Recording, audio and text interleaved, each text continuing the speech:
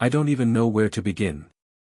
Maybe it's best to start and everything seemed perfect, back when I had no idea what was headed my way. It wasn't always like this.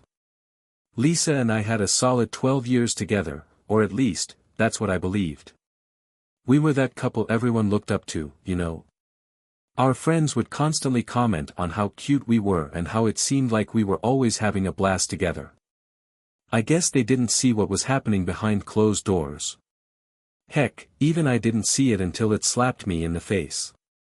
We had this running joke about how we always botched every home project we took on, like that time we tried to repaint the bathroom instead of hiring someone. Lisa, being her stubborn self, insisted she could handle it. Long story short, I spent half the day cleaning paint splatters off the ceiling while she panicked about getting it in her hair. We ended up laughing so hard we were practically gasping for air, and I had to finish the job myself. At the time, it seemed like one of those perfect moments, one of the memories I held onto when things started to go downhill. The signs, they were there, in hindsight, but I just brushed them off. I guess you never want to believe the worst about the person you love. But the distance between us grew impossible to ignore. She became more withdrawn, more secretive. Her phone was glued to her hand, and whenever certain calls came in, she'd step out of the room to take them, blaming it on work stress. Late nights at the office became more frequent. At first, I bought her excuses, deadlines, extra meetings, the usual. I didn't question it because I trusted her, but I should have known better. The first real red flag came when I noticed her putting extra effort into her appearance before these supposed late-night meetings. I'm talking about full makeup, perfume, and even that black dress I hadn't seen her wear in over a year. She told me it was for a client dinner, and like a fool, I accepted it without hesitation. I didn't even push back, even though deep down, I felt that knot in my stomach, you know, that gut feeling you try to shake off but can't. Still, I convinced myself I was just being paranoid. We were happy, right? There was no way she was cheating on me. Turns out, I was dead wrong. So wrong. The real shock came about a month later on a random Tuesday night. I wasn't snooping or anything, it just fell into my lap. Lisa had left her phone on the kitchen counter while she went upstairs to shower. I'll never forget how the screen lit up with a message from some guy named Eric that read, "Can't wait to see you again tomorrow." Last night was crazy. I froze. My heart started racing, and my palms got all sweaty. I just stood there, staring at her phone like it was a live grenade. I had no idea what to do next. So, what did I do? I waited. I didn't confront her right away. I needed to be sure. Maybe it was all a misunderstanding, right? Maybe Eric was just a colleague, and I was blowing this out of proportion. Or maybe, deep down, I knew I was being a fool. Spoiler alert, it was definitely the latter. That night, after she fell asleep, I grabbed her phone again. As much as I hate to admit it, I went through her messages. What I found, man, I was not ready for it. There were weeks' worth of texts between her and this guy, and they weren't innocent, they were explicit. I'm talking about the kind of messages that made my stomach turn. Turns out, they had been meeting up regularly, and from what I could piece together, it wasn't just for coffee. They were hooking up in hotels after her so-called work dinners. And the worst part? She seemed so into it, like she couldn't wait to see him again. My gut twisted like I'd been sucker punched. The deeper I scrolled, the sicker I felt. Eric wasn't just some random guy either, he was a younger dude from her gym she'd developed a thing for. They'd been sneaking around for months while I sat at home like an idiot, cooking her dinner and thinking she was working late. Here's the real punch in the gut, one of our mutual friends, Mike, knew about the whole thing. I found a message on her phone where she thanked him for keeping quiet about her personal life. Can you even believe that? Freaking Mike, a guy I'd known for years, had been covering for her. Every weekend at barbecues, he'd grin in my face like everything was fine while my wife was off sleeping with some other guy. Man, I was so angry I wanted to hit something, or someone. The next morning, I confronted her. I waited until she was fully awake because I wanted her sharp for this. I placed her phone down on the kitchen table and asked her to explain who the heck Eric was. At first, she acted clueless, like she had no idea what I was talking about, but I wasn't letting it slide. I showed her the messages, every nasty, explicit thing they'd exchanged. Her face turned ghost white. She mumbled something about how it wasn't what it looked like, but it was exactly what it looked like, and she knew it. I demanded to know how long this had been going on. She tried to downplay it, claiming it had only been a few weeks. Funny thing is, I had the texts that went back for months. I knew she was lying right to my face. And then, to top it off, she had the nerve to sit there and say it didn't mean anything, that she still loved me. How can you say you love someone and betray them like that? I didn't even have the words. I just stood there, feeling like a fool, like everything we had was a lie. Then she started explaining, saying it just happened because she felt neglected. Neglected? Are you kidding me? I'd been doing everything I could to keep our marriage together. I cooked, cleaned, worked hard to provide for us. I was always there when she needed me, and this is how she repays me. By hooking up with some guy half her age from the gym. I was so furious I couldn't even look at her. She kept trying to shift the blame, saying I'd been too focused on work, not paying enough attention to her needs, like it was somehow my fault she cheated. Like I should have been responsible for her running off with another guy. That's when I snapped. This wasn't on me. This was her choice. She made the decision to betray me, and now she had to face it. I wish I could say that after confronting her, things became clearer. But they didn't. They just got more confusing, more painful. I wasn't even sure what I wanted. Should I try to fix this? Should I just walk away? My mind was racing, and the anger was still burning inside me. Lisa, on the other hand, kept saying she was sorry, but her apologies felt empty. Every time she said it, it sounded more like she was making excuses than truly apologizing, like she just wanted me to move past it so we could move on. But how do you move on from something like that? That night, I couldn't sleep. I just laid there, staring at the ceiling, replaying those messages between her and Eric over and over in my head. It was pure torture. Every time I closed my eyes, I saw them together, laughing, touching, doing God knows what else. Meanwhile, I was the one left trying to pick up the pieces of what I thought was a solid marriage. The next morning, Lisa tried to act like nothing had happened. She made breakfast, talked about her plans for the day, and even asked if I wanted to go see a movie later. I couldn't believe it. Like, was she for real? We just had the most devastating conversation of our relationship, and she's asking me to watch a movie. I told her I wasn't interested and left the house. I didn't even know where I was going, I just had to get out of there. I ended up at Mike's place. Yeah, that Mike, the one who knew about the affair. I wasn't planning on confronting him, I just needed someone to talk to. But the second I saw his face, all that anger came rushing back. I couldn't hold it in. I spilled everything, demanding to know why he hadn't told me, why he'd covered for her. He gave me that stupid guilty look and said, "I didn't want to hurt you, man." I thought she'd figure it out and stop. Stop. What the hell did that even mean? I realized right then that he knew exactly what was going on and decided it was better for me to stay in the dark, like I didn't have the right to know that my wife was cheating behind my back.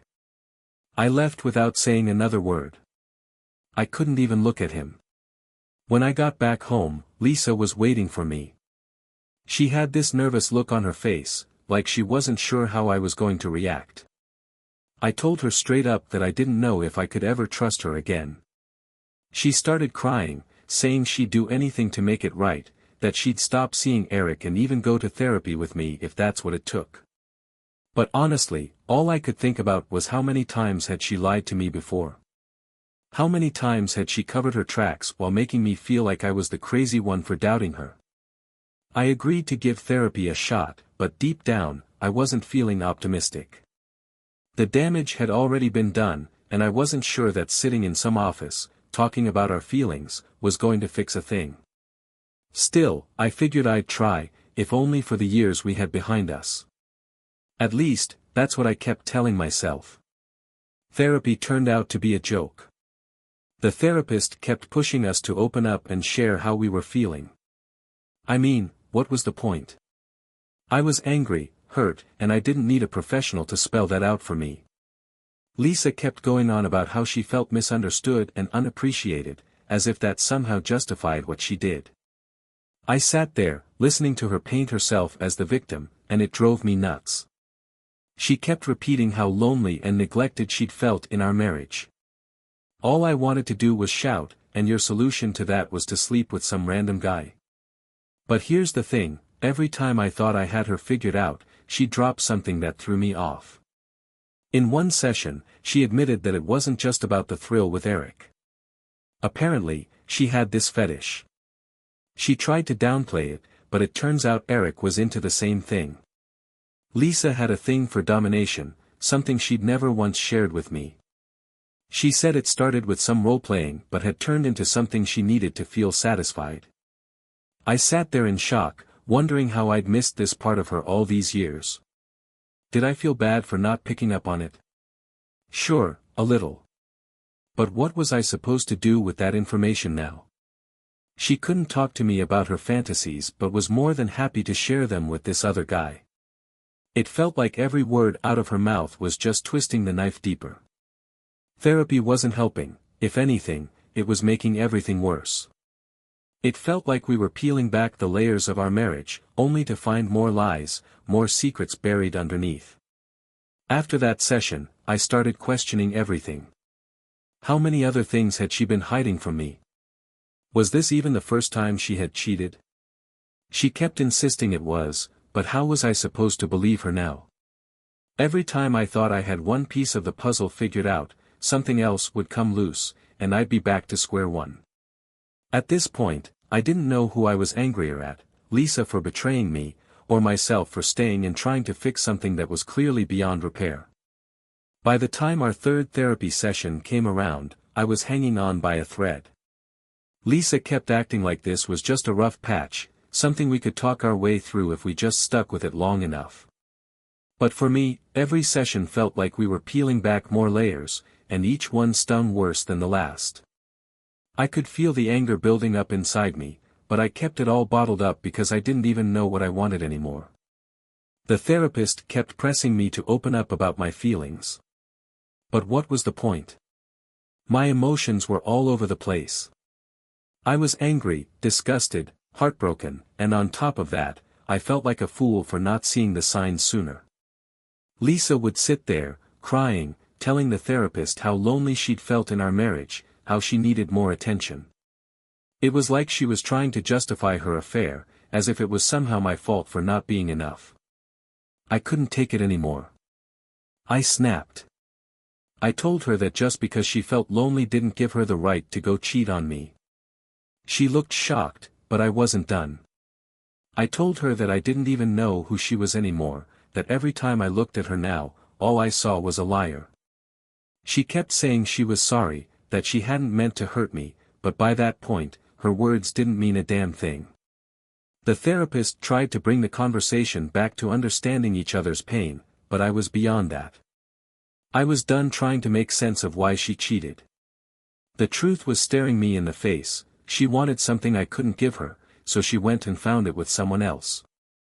I left the session early, needing air, needing space to figure out what the heck I was going to do with my life. That night, I went for a drive. I ended up at the same bar I'd been hitting up a lot recently. It had become my go-to escape, the one place I didn't have to think about Lisa or her lies. As I sat there, sipping on a beer, I started imagining what life would be like without her. And for the first time, the thought didn't seem so bad. Actually, it felt liberating. I wouldn't have to carry the weight of her betrayal anymore. I could start over, leave all this crap behind me. But then the doubts crept in. Could I really do it? Could I walk away from 12 years of marriage? I thought about all the good times we'd shared, the plans we had, the life we built together. It was hard to square those memories with the mess she'd made.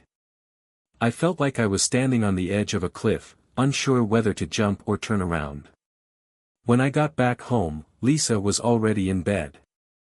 I stood in the doorway for what felt like forever, just watching her sleep.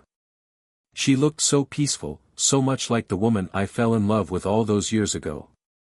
But I couldn't shake the image of her sneaking around with Eric. I couldn't look at her the same way anymore. The next morning, I woke up with the realization that something had to change. I couldn't keep living like this, trapped between rage and confusion, trying to make sense of the senseless. I didn't know if I was ready to walk away yet, but I knew one thing: I couldn't keep pretending everything was going to be okay. Because it wasn't. Not even close. The days after that were a blur. Lisa kept trying to act like nothing was wrong, but I could see the fear in her eyes. She was tiptoeing around me, constantly asking if I was okay, if I needed anything. It was exhausting. Every time I looked at her, the anger would flare up inside me. I started avoiding her, staying late at work or driving around aimlessly just to clear my head. But every time I got home, there she was, waiting, desperate for some sign that we were still US. One night, she cornered me in the kitchen. I could tell she'd been drinking. There was a half-empty wine glass on the counter, and her eyes were red from crying again. She started slurring her words a little, apologizing over and over, saying how much she hated herself for what she'd done. I just stood there with my arms crossed, waiting for her to finish. I was so tired of the apologies, the tears, the guilt trip. She was the one who cheated, but somehow I was the one who felt like I was losing everything. Then she said something that hit me like a freight train. She said, "I don't deserve you. I know that. I'm messed up, but Eric, he made me feel something I hadn't felt in years." I didn't say anything. I couldn't. It was like a sucker punch. After everything, she had the nerve to say that. I mean, what was I supposed to do with that? She cheated because she felt something. What about me? Did my feelings even matter anymore? I walked out of the kitchen without a word. I couldn't handle her right then. I grabbed my keys and left, not sure where I was headed, just knowing I needed to be anywhere but there. As I drove, her words kept replaying in my mind, and the more I thought about it, the angrier I got. It wasn't just the cheating, it was that she had checked out of our marriage long before I even realized it. She had stopped seeing me as her partner, and I was completely clueless. That night, I ended up at Sam's place. I hadn't planned on going there, but I needed to talk to someone. Sam was one of my oldest friends, the kind of guy who wouldn't sugarcoat anything. I told him everything, the affair, the therapy sessions, and how utterly lost I felt. He just sat there and listened, not interrupting once, which was a rare thing. When I finally finished talking, he just shook his head. "Man, you're killing yourself over this," he said. "Why are you still trying to save it? She cheated, bro. That was her choice. You don't owe her anything." He was right, and deep down, I knew it. I had been spinning in circles, trying to make sense of something senseless. I was clinging to the version of Lisa that probably didn't even exist anymore, maybe never did. But hearing it from Sam made it hit home. I couldn't save this. Hell, I wasn't even sure if I wanted to anymore. After that conversation with Sam, something in me shifted. I started seeing things more clearly, even though I didn't want to admit it right away. The reality was, I'd been holding on to the memory of what Lisa and I used to be, not what we actually were. I wanted so badly to believe we could get back to that, but every time I looked at her, all I could see was someone who'd betrayed me. The lies, the excuses, the image of her with Eric, it was like a wall between us that no amount of therapy or apologies could break down. But even then, I wasn't ready to walk away. Maybe it was pride. Maybe it was fear. I couldn't quite figure it out. All I knew was that staying felt like slow torture, but leaving felt like jumping into the unknown. One night, Lisa and I had another talk. She'd been walking on eggshells for days, acting like everything was fine, but I could feel the tension simmering just beneath the surface. She could feel it too, in her eyes. I could see she knew I was slipping further away, and it scared her. She sat me down in the living room, trying to act casual, but I could tell she was nervous. "I know I messed up," she started, her voice shaking a bit. "I know I messed up more than I can ever fix, but I love you. I really do, and I'm willing to do whatever it takes to make this right." I didn't know what to say to that. Part of me wanted to believe her, wanted to hold on to that tiny flicker of hope that maybe, just maybe, we could rebuild. But then I remembered the lies, the deceit, and the look on her face when I confronted her with those texts. Could I ever really trust her again? "I don't know if I can get past this," I told her honestly. "Every time I look at you, all I see is the betrayal." Of course, she started crying. She always cried when things didn't go her way. She said she understood, that she would give me space, that she just wanted the chance to show me she could change. But the truth was, I didn't want her to change. I didn't need her to prove anything. I just wanted to stop feeling this way. I wanted to stop being the guy who stayed with the woman who cheated on him. I wanted to stop feeling like a fool. That night, I made up my mind. I wasn't going to leave just yet, but I was done trying to fix this. I was done being the one carrying the burden of making things right. Lisa had broken us, and now it was her problem to deal with. I wasn't going to carry the weight of her mistakes anymore. A week passed, and the tension lingered. We were like two strangers living under the same roof. Lisa was trying, I'll give her that. She was cooking, cleaning, acting all sweet, like she was trying to make up for everything. But it didn't work. Every time I saw her playing the role of the perfect wife, it just reminded me how fake it all felt. Like she thought a few nice gestures could patch things up and everything would magically go back to normal. But there wasn't any normal anymore. I had this constant feeling of dread, like the ground under my feet was shifting all the time. I couldn't relax, couldn't feel comfortable in my own home. I started finding excuses to stay out late, work, errands, whatever I could think of to avoid being around her. I didn't want to deal with her apologies again, or worse, her acting like nothing had happened. And then came the moment that completely shattered any last bit of hope I had left. It was a Thursday night, and I got home from work later than usual.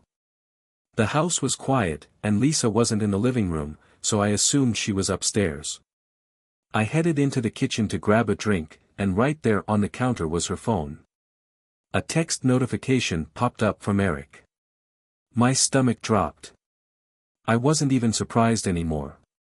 A small part of me had hoped she'd really cut him off like she promised, but deep down, I knew better. I knew she was still lying, still hiding things.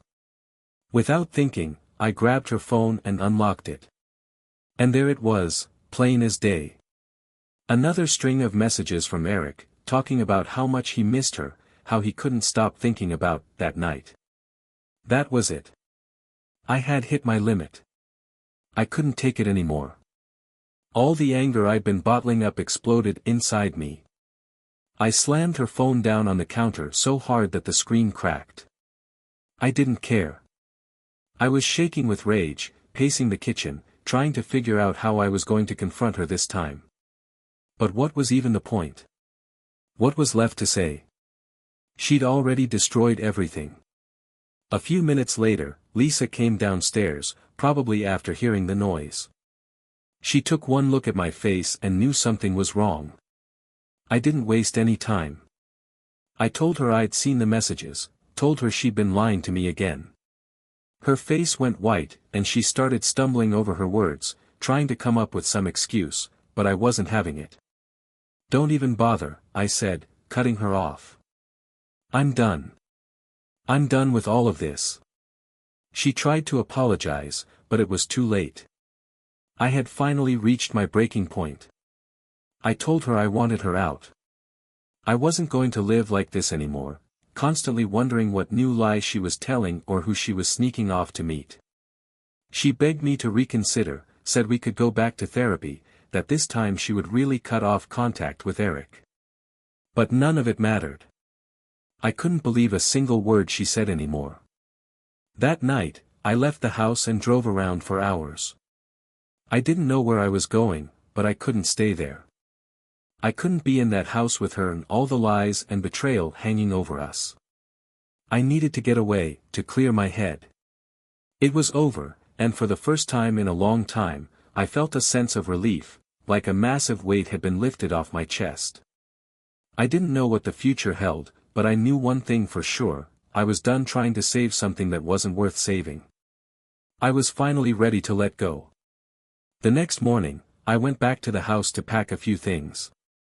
I still wasn't sure where I was going to stay, but I knew I couldn't be there any longer. When I walked in, Lisa was sitting at the kitchen table, her face swollen from crying all night. She looked up at me with this sad, desperate expression, like she still believed I might change my mind. But I didn't feel sorry for her anymore. I didn't feel anything at all.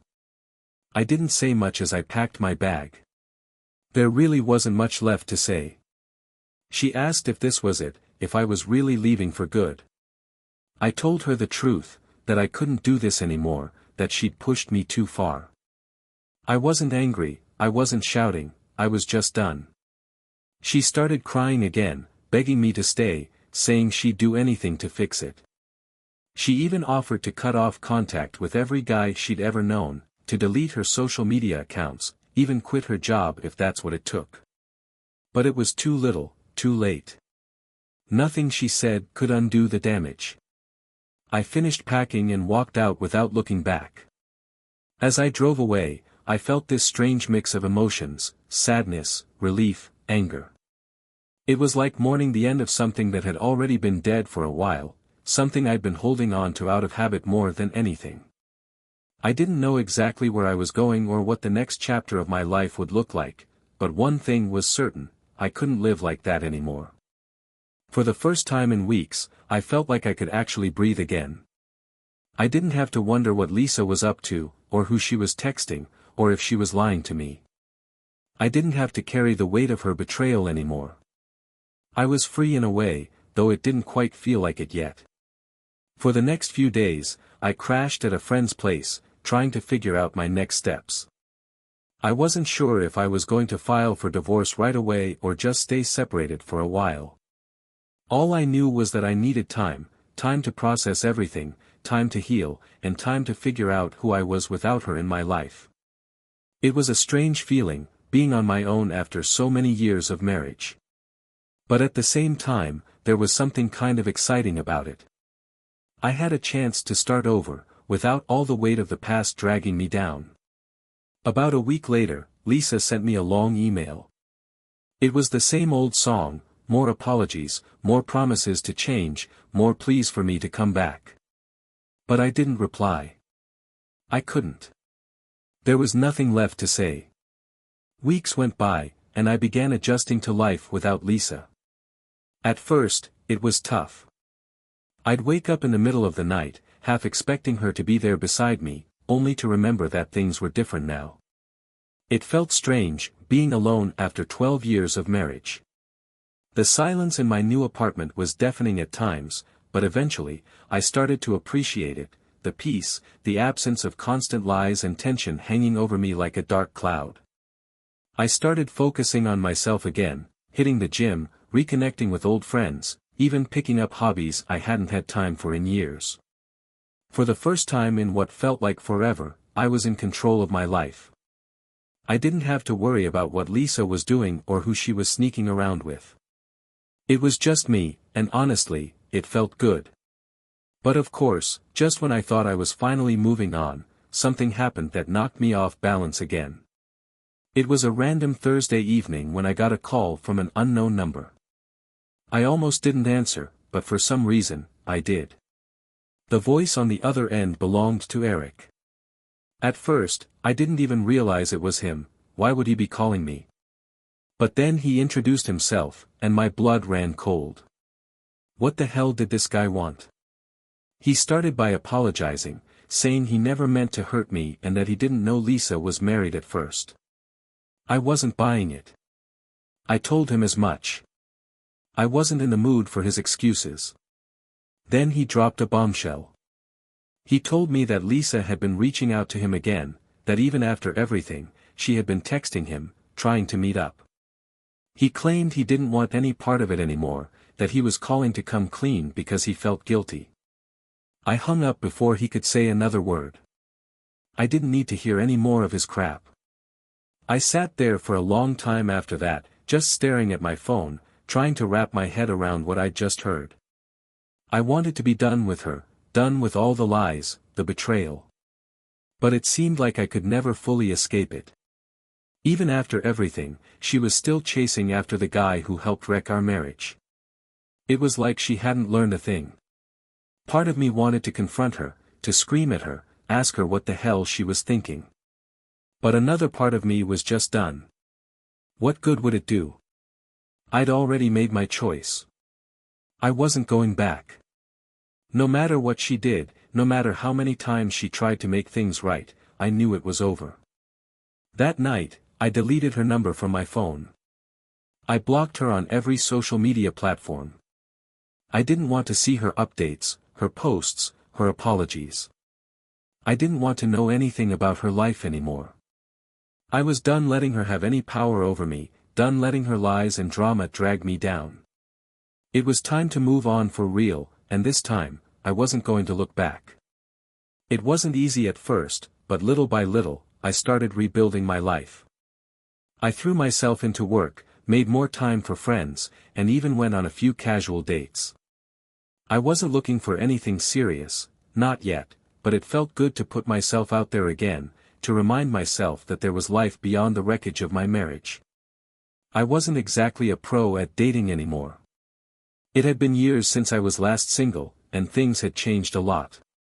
Dating apps, swiping left and right, trying to make a decent impression through a few text messages, it all felt so foreign to me. But after a while, I started getting the hang of it. I began going on more dates, and I have to admit, it was kind of fun. Meeting new people, hearing their stories, getting to know someone without all the baggage of the past weighing me down, it felt refreshing. One night, after a date that went surprisingly well, I found myself reflecting on how far I'd come. Just a few months ago, I was a mess, caught up in the wreckage of my failed marriage, drowning in anger and betrayal. But now, I was beginning to feel like myself again. In fact, I was starting to feel happy. I wasn't completely healed, I'm not sure I ever will be, but I knew I was on the right track. I hadn't heard from Lisa since that last phone call from Eric, and honestly, I was grateful for that. Blocking her was the best decision I made. She was out of my life, and I intended to keep it that way. Every now and then, though, I'd get a random text from a mutual friend, asking how I was doing or mentioning something about her. I'd change the subject as fast as I could. I didn't want to hear about her or her life anymore. It wasn't my concern.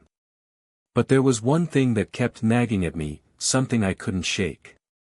One question that lingered in the back of my mind, even when I tried to push it away: why did she do it? I wasn't looking for closure, I'd given up on that a long time ago, but I couldn't help wondering what was going through her head during all those months of lying to me, sneaking around behind my back. Was it just for the thrill? Was she bored? Was it something deeper? I knew I'd never get the answer, and that was the hardest part, the not knowing. I'd accepted that she wasn't the person I thought she was, but every now and then, those questions would creep in, and I'd have to remind myself that it didn't matter anymore. She wasn't my problem. Life was moving forward, and so was I. A few months passed, and I found myself in a much better place. I had fully settled into my new routine and my new life. The bitterness and anger that used to weigh me down had mostly faded, replaced by a sense of calm. I wasn't rushing to jump into another relationship, but for the first time in years, I felt at peace with being single. I was focusing on myself, doing the things that made me happy. But, as life often does, just when I thought I had put it all behind me, something came along to pull me back into the chaos I thought I'd escaped. It started with a message from Mike, the same friend who had known about Lisa's affair and kept it hidden. We hadn't talked much since everything blew up, but out of nowhere, he texted me, saying he needed to talk. At first, I ignored it. What was the point? He'd betrayed me just as much as Lisa had, covering for her while I was left clueless. But curiosity got the better of me. After a few days of ignoring him, I finally agreed to meet up for a beer. I wasn't sure what he could say to make things right, but part of me wanted to hear him out. When we met up, Mike looked awful. He was fidgety, avoiding eye contact, clearly nervous. I wasn't about to make it easy for him, so I just sat there, waiting for him to spill whatever he was holding back. After a long, awkward pause, he finally started talking. "Look, man, I know I messed up," he said, his voice low. "I should have told you what was going on with Lisa, but I thought I was doing you a favor by staying out of it. I didn't want to be the one to blow up your marriage." I felt the anger rising inside me again, but I forced myself to stay calm. "You thought keeping her secret was helping me?" I asked, keeping my voice even. "How on earth did you think that was a good idea?" He shook his head, looking ashamed. I know. It was stupid. But that's not what I came here to talk about." I leaned back in my chair, arms crossed. "Then what do you want?" That's when he dropped the bombshell I never saw coming. Mike told me that Lisa had been seeing more than just Eric. Apparently, Eric was just a piece of the puzzle. There were others, a couple of guys from the gym, even a coworker. She had been hooking up with different guys for nearly a year, and Mike had known about all of it. I just sat there, stunned. I thought I'd already heard it all. I believed I had reached the bottom of the well of her betrayal, but this was on a whole new level. How could she have done this for so long? How could she have lied so easily, so often, without me ever knowing? The drive home was a blur. I couldn't shake Dave's words, more men, multiple affairs. All that time I spent trying to fix things, trying to make sense of it, and it had been so much worse than I ever imagined. I had been in the dark, thinking Chris was the worst of it, but this was something else entirely. When I got back to my apartment, I sat in the dark for what felt like hours. The rage was there, simmering under the surface, but more than anything, I felt defeated, like everything I'd been fighting for, all the therapy, all the talks, had been for nothing. She'd been playing me from the start, lying straight to my face while leading a completely separate life behind my back. I didn't know what to do with this information. I thought about calling Lisa, confronting her, demanding answers. But for what? What good would it do? She'd just lie again or worse, act like it didn't matter. It didn't matter anymore. I couldn't stand the thought of hearing another excuse, another empty apology. For the next few days, I went through the motions of life, but it felt like I was on autopilot. Everything felt meaningless, the gym, work, even the dates I'd been enjoying. None of it seemed to matter anymore. The betrayal was fresh again, like a wound that had been ripped wide open. Every time I thought about it, the disgust hit me all over again. Eventually, I decided to do something I'd been avoiding for months. I went to see a lawyer. I'd been hesitant before, not wanting to rush into anything, but now I knew there was no other option.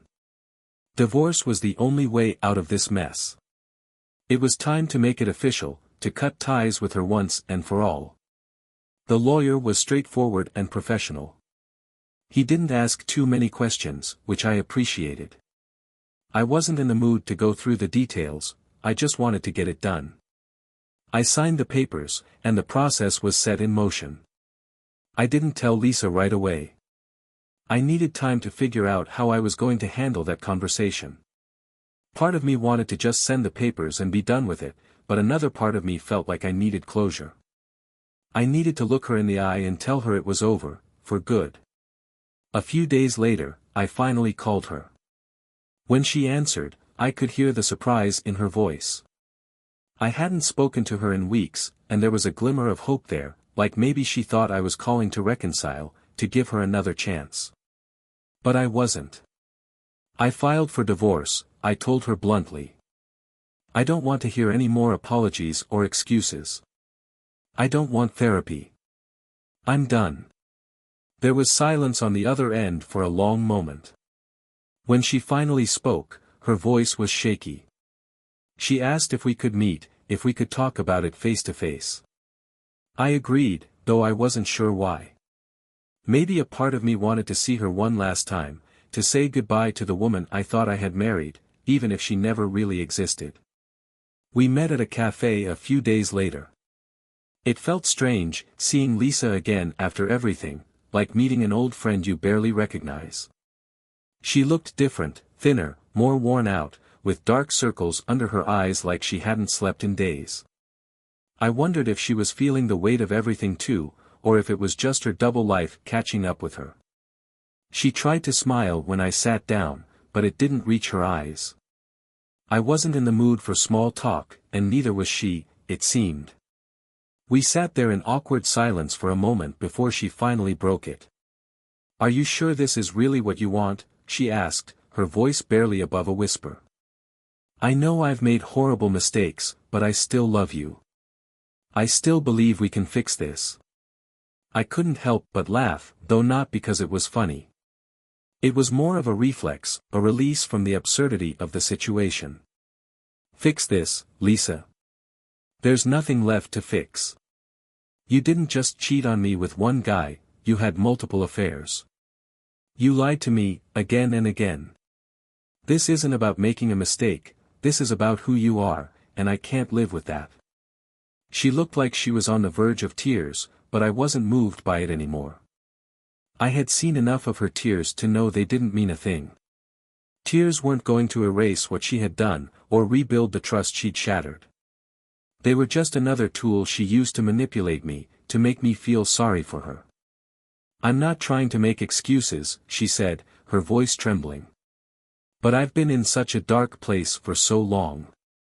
I don't even know why I did it. I know I hurt you, and I'll regret that for the rest of my life." I shook my head. "It doesn't matter anymore, Lisa. You've been lying to me for years. You had plenty of chances to come clean, but you didn't. You could have stopped before it got to this point, but you didn't. That's what hurts the most, not just the cheating, but the fact that you kept lying, even when you knew how much it was tearing me apart." She didn't have an answer for that. What could she say? There was nothing left to explain, no reason that could justify what she had done. We sat there in silence for a while, the weight of the conversation hanging between us like a heavy fog.